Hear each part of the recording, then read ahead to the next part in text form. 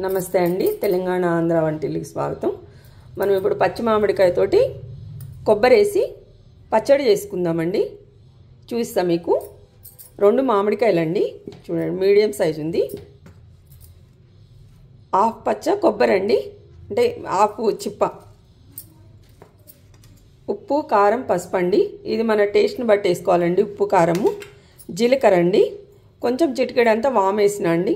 మనకి వీడియోకి లేట్ అవుతుందని నేను కొబ్బరి మిక్సీ బట్టి పెట్టేసుకున్నానండి. అల్లం ఎల్లిగడ్డ తప్పకుండా వేయాలండి. 1 స్పూన్ అంతా అల్లం ఎల్లిగడ్డ వేసుకోవాలి.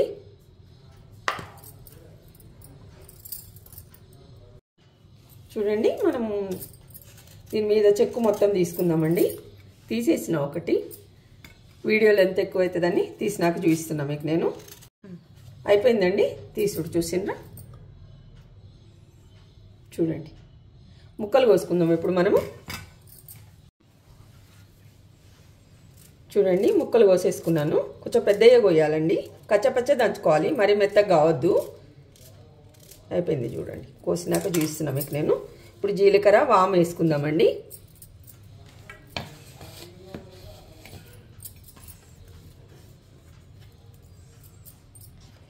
కారము, ఉప్పు, పసుపు అన్నీ కలిపేసేసుకుందాం ఒకటేసారి. అల్లం ఎల్లిగడ్డ అండి, చూసిండ్రా, ఇంట్లో నూరుకున్నా అండి నేను. ఇప్పుడు మామిడికాయ పచ్చలు వేసుకుందామండి.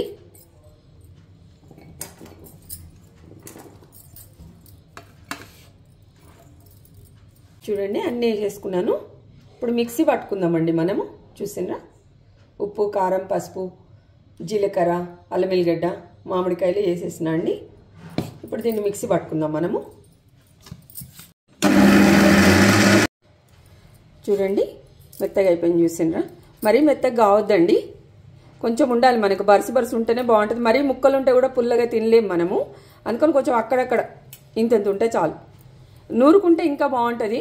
నేను రోట్లో వేసి నూరలేదు, మిక్సీ పట్టుకున్నాను. ఇప్పుడు మనం దీన్ని తాలింపు పెట్టుకుందామండి. చూడండి, మనకి లేట్ అవుతుందని నూనె కాసుకొని నేను ఆవాలు, జీలకర్ర, మెంతులు, చూడండి మినపప్పు, శనగపప్పు, ఎర్రమిరపకాయలు, కల్లెమాకు వేసేసిన అండి. ఎందుకంటే మనకి తొందరగా అయిపోతుందని. నూనె బాగానే పోసుకోవాలండి. చూసిండ్రా, 100 గ్రాముల మీద నూనె పోసుకున్నా అండి. ఇంగు వేసుకుంటున్నా అండి, సగం చెంచా. ఇది వేయాలండి, వేస్తేనే బాగుంటుంది. మనం ఇప్పుడు చట్నీ వేసేసుకుందామండి దీంట్లో.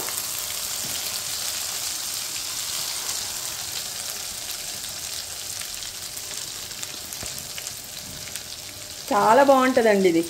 చేసుకొని మీరు ఫ్రీజర్లో కూడా పెట్టుకోవచ్చండి. ఏడాది మొత్తం ఉంటుంది. మనకు మామిడికాయలు దొరికినప్పుడే కదండి చేసుకునేది.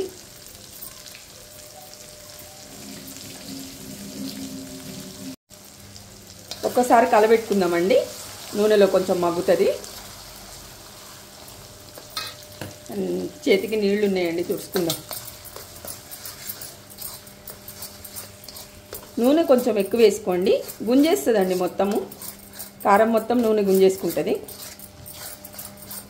మనకేం కనిపించదు.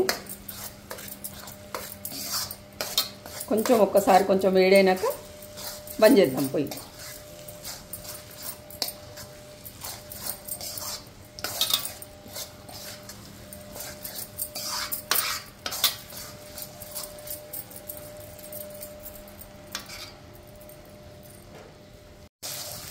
అయిపోయిందండి, వేడైంది, బంద్ చేసుకుందాము.